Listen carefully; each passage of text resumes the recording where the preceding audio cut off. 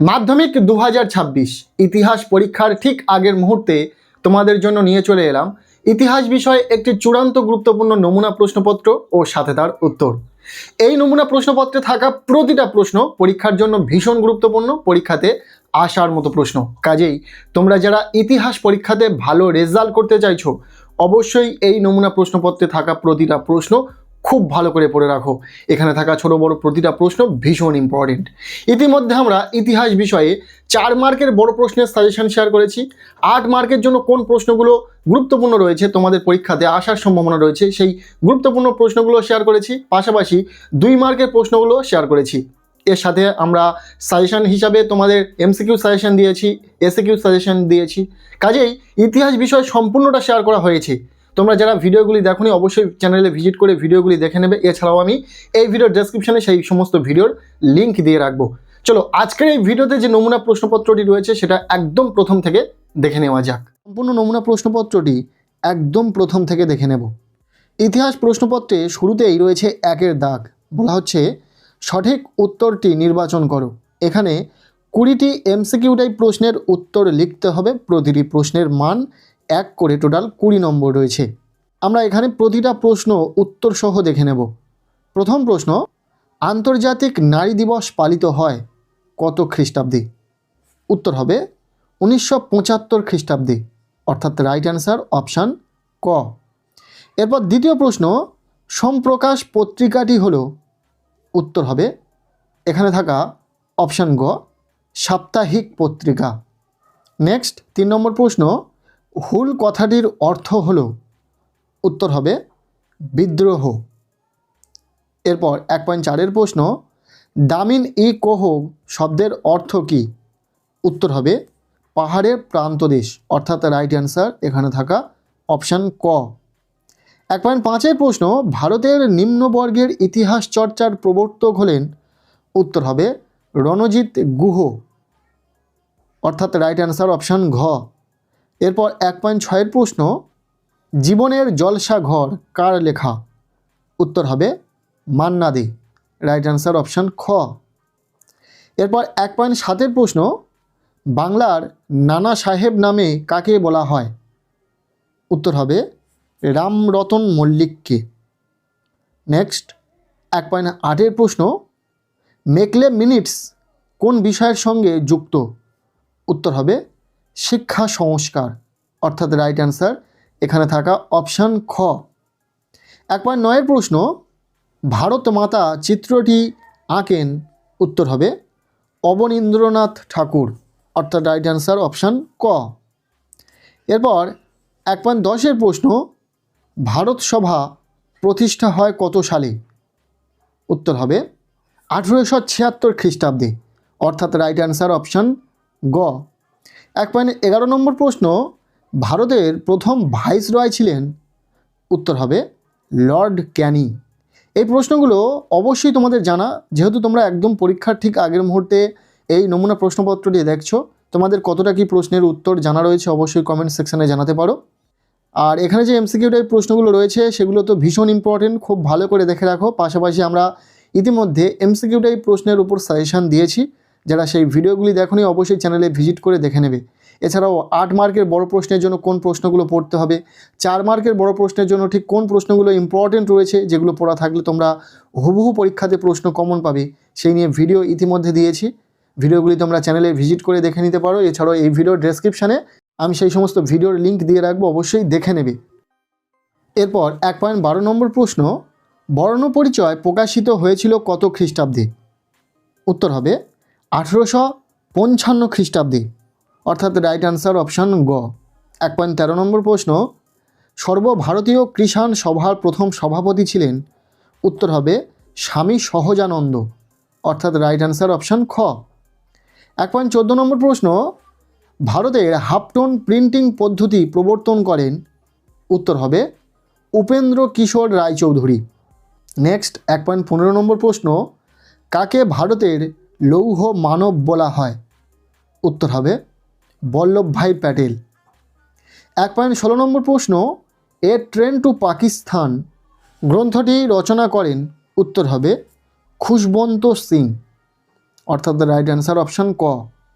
1.17 নম্বর প্রশ্ন, গান্ধী বুড়ি বলা হয় কাকে? উত্তর হবে মাতঙ্গিনী হাজরা। নেক্সট 1.18 নম্বর প্রশ্ন, ইয়ং ইন্ডিয়া পত্রিকার সম্পাদক ছিলেন? উত্তর হবে মহাত্মা গান্ধী, অর্থাৎ রাইট অ্যান্সার অপশান গ। নেক্সট 1.19 নম্বর প্রশ্ন, দীপালি সংঘ প্রতিষ্ঠা করেছিলেন? উত্তর হবে লীলা রায় অথবা নাগ। এই প্রশ্নটি ভীষণ ইম্পর্টেন্ট রয়েছে। এছাড়াও প্রতিটা প্রশ্নই গুরুত্বপূর্ণ, খুব ভালো করে দেখে রাখো। এরপর শেষ যে এমসিকিউটা এই প্রশ্নটি রয়েছে, হরি সিং কোথাকার রাজা ছিলেন? এই প্রশ্নের উত্তরটা আমি আর বললাম না, তোমরা অবশ্যই কমেন্ট সেকশানে জানাও হরি সিং কোথাকার রাজা ছিলেন। আমি দেখতে চাই কতজন স্টুডেন্টের এই প্রশ্নটির উত্তর জানা রয়েছে। যাই হোক, এরপর প্রশ্নপত্রে রয়েছে বিভাগ খ 2-এর দাগ। বলা হচ্ছে নিচের প্রশ্নগুলির নির্দেশ অনুসারে উত্তর দাও। প্রতিটি উপবিভাগ থেকে অন্তত একটি করে মোট 16টি প্রশ্নের উত্তর দাও। এখানে 16টি 1 মার্কের প্রশ্নের উত্তর লিখতে হবে, তবে প্রশ্নগুলি বিভিন্ন ভাগে ভাগ করা রয়েছে। সরাসরি এক কথায় উত্তর রয়েছে, সত্য মিথ্যা রয়েছে, স্তম্ভ মেলানো রয়েছে। এইভাবে কিন্তু প্রশ্নগুলোকে বিভিন্ন ভাগে ভাগ করা রয়েছে। যাই হোক, প্রথমে রয়েছে 2.1-এর দাগ। বলা হচ্ছে একটি বাক্যে উত্তর দাও। এখানে 4টি এসএকিউ টাইপ প্রশ্নের উত্তর লিখতে হবে। 4 নম্বর রয়েছে। প্রথম প্রশ্ন, সোমপ্রকাশ পত্রিকার সম্পাদক কে ছিলেন? দ্বিতীয় প্রশ্ন, নিম্নবর্গীয় ইতিহাস চর্চার জনক কে? এরপর 3 নম্বর প্রশ্ন, হিন্দু কলেজ কে প্রতিষ্ঠা করেন? এরপর 4 নম্বর প্রশ্ন, কবে ইন্ডিয়ান লীগ প্রতিষ্ঠিত হয়? প্রতিটা প্রশ্ন ইম্পর্টেন্ট রয়েছে। নেক্সট রয়েছে 2.2-এর দাগ। বলা হচ্ছে ঠিক ভুল নির্ণয় করো। এখানে মূলত সত্য মিথ্যা রয়েছে, কোনটা ঠিক কোনটা ভুল তোমাদেরকে নির্বাচন করতে হবে। 4 নম্বর রয়েছে, 4টি প্রশ্নের উত্তর লিখতে হবে। প্রথম রয়েছে ব্রহ্মানন্দ নামে পরিচিত ছিলেন দেবেন্দ্রনাথ ঠাকুর, সত্য না মিথ্যা? দ্বিতীয় রয়েছে বিদ্রোহ শব্দের অর্থ হলো আমূল পরিবর্তন, সত্য না মিথ্যা তোমাদেরকে নির্বাচন করতে হবে। এরপর 3 নম্বর রয়েছে ফোর্ট উইলিয়াম কলেজ প্রতিষ্ঠা করেন ওয়ারেন হেস্টিংস। 4 নম্বর, সাঁওতালদের বাসভূমি ছিল দামিন ই কোহো। এই 4টি প্রশ্ন সত্য না মিথ্যা তোমাদেরকে নির্বাচন করতে হবে। আশা করছি তোমরা বেশিরভাগ স্টুডেন্টই পারবে, তার কারণ পরীক্ষা একদম দোরগোড়ায়। ইতিমধ্যে তোমাদের প্রস্তুতি একদম শেষ পর্যায়ে রয়েছে। আশা করছি তোমরা প্রত্যেকেই পারবে। যাই হোক, এরপর রয়েছে প্রশ্নপত্রে 2.3-এর দাগ। বলা হচ্ছে ক স্তম্ভের সঙ্গে খ স্তম্ভ মেলাও। 4টি স্তম্ভ মেলানো রয়েছে। 4 নম্বর রয়েছে ক স্তম্ভে কী কী রয়েছে এবং খ স্তম্ভে কী কী রয়েছে দেখলেই তোমরা মেলাতে পারবে। ক স্তম্ভে রয়েছে নবান্ন, দামিন ই কোহো, এশিয়াটিক সোসাইটি, লক্ষ্মীর ভাণ্ডার। আর খ স্তম্ভে রয়েছে পাহাড়ের প্রান্তদেশ, উইলিয়াম জোন্স, সরলা দেবী রায়চৌধুরী, বিজন ভট্টাচার্য। আমি দুটো বলে দিচ্ছি, নবান্ন বিজন ভট্টাচার্য, দামিন ই কোহো, পাহাড়ের প্রান্তদেশ। আর এই দুটো কী হবে তোমরা একটু অবশ্যই কমেন্ট সেকশানে জানিও। যাই হোক, এরপর প্রশ্নপত্রের 2.4-এর দাগ। বলা হচ্ছে প্রদত্ত ভারতবর্ষের রেখা মানচিত্রে নিম্নলিখিত স্থানগুলি চিহ্নিত করো ও নাম লেখো। তোমরা জানো ইতিহাসে ম্যাপ পয়েন্টিং আসে ভূগোলের মতো, 4টি স্থান চিহ্নিতকরণ থাকে এবং 4 নম্বর রয়েছে। এখানে যে যে স্থান চিহ্নিতকরণ রয়েছে একটু দেখে রাখবে। পাশাপাশি আমরা 1 থেকে 2 দিনের মধ্যে কিন্তু সাজেশান দিয়ে দেবো রেখা মানচিত্রে কোন কোন স্থান ইতিহাসের জন্য গুরুত্বপূর্ণ রয়েছে 2026 সালের পরীক্ষার জন্য। সো অবশ্যই দেখে নেবে সেই সাজেশান ভিডিওটি। আপাতত এখানে যে স্থানগুলো রয়েছে দেখে নাও। প্রথমে রয়েছে দেশীয় রাজ্য জুনাগড়, ভীষণ ইম্পর্টেন্ট তোমাদের জন্য। মহাবিদ্রোহের এলাকা, সাঁওতাল বিদ্রোহের এলাকা, বাংলায় ওয়াহাবি আন্দোলনের কেন্দ্র বারাসাত, এটিও ভীষণ ইম্পর্টেন্ট রয়েছে। যাই হোক, প্রতিটা স্থান তোমরা দেখে রাখতে পারো। এরপর প্রশ্নপত্রে 2.5-এর দাগ। বলা হচ্ছে নিম্নলিখিত বিবৃতিগুলির সঙ্গে সঠিক ব্যাখ্যাটি নির্বাচন করো।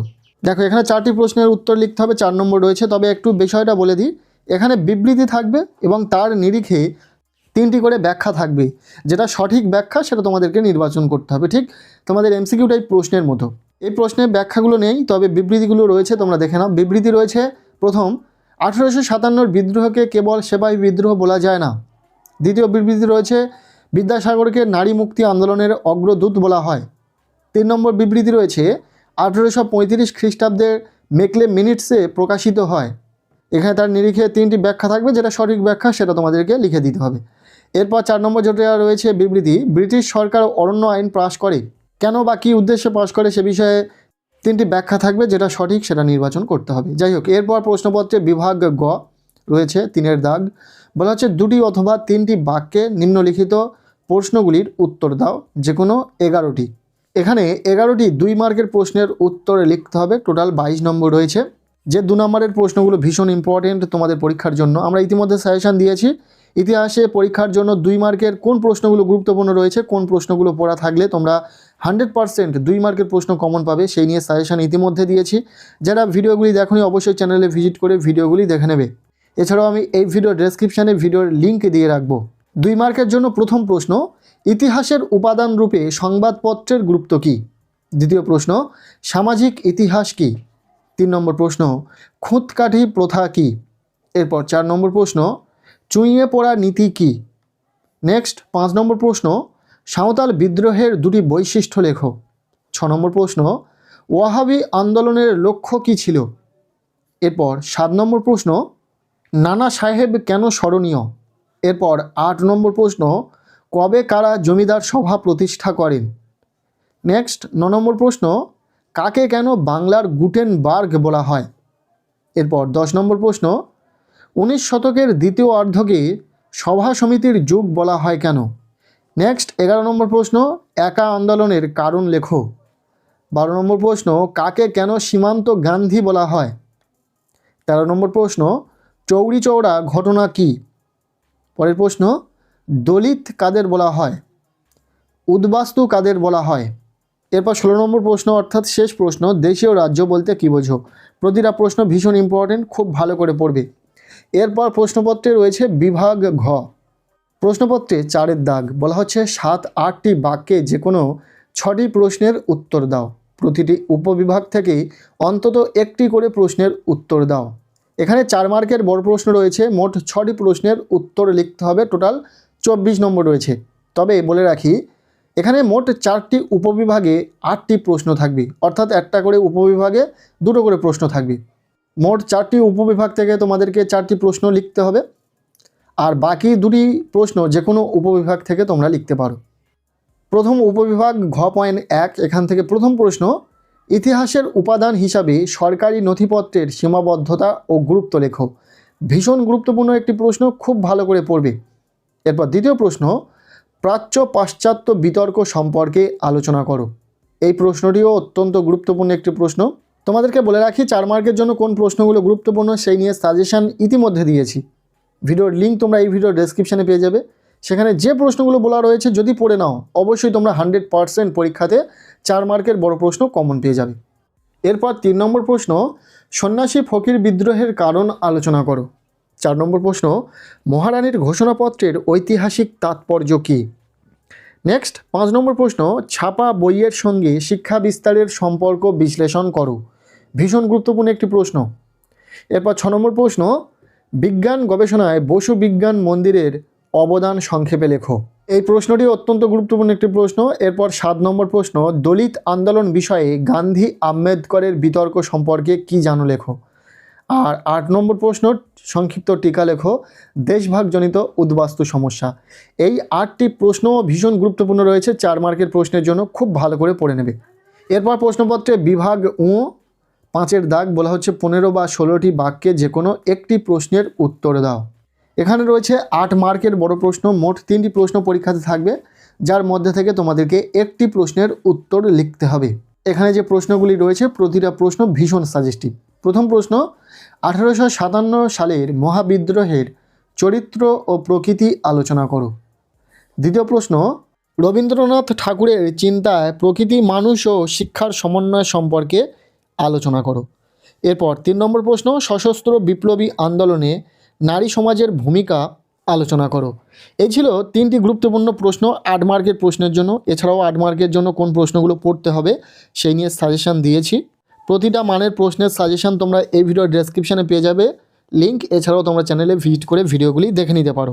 এই ছিল ইতিহাস বিষয়ে একটি চূড়ান্ত গুরুত্বপূর্ণ নমুনা প্রশ্নপত্র। প্রশ্নপত্রে থাকা প্রতিটা প্রশ্ন খুব ভালো করে পড়ে নেবে। এখান থেকে বেশ কিছু প্রশ্ন পরীক্ষাতে আসার সম্ভাবনা রয়েছে। আর শুধু এই প্রশ্নগুলো পড়লে হবে না, এছাড়াও তোমাদের সাজেশান ফলো করতে হবে। আজকের এই ভিডিওটি তোমাদের কেমন লাগলো অবশ্যই কমেন্ট সেকশানে জানিও। ভিডিওটি ভালো লেগে থাকলে লাইক করে দাও, আর পারলে ভিডিওটি বন্ধুদের সাথে প্রচুর শেয়ার করে দাও।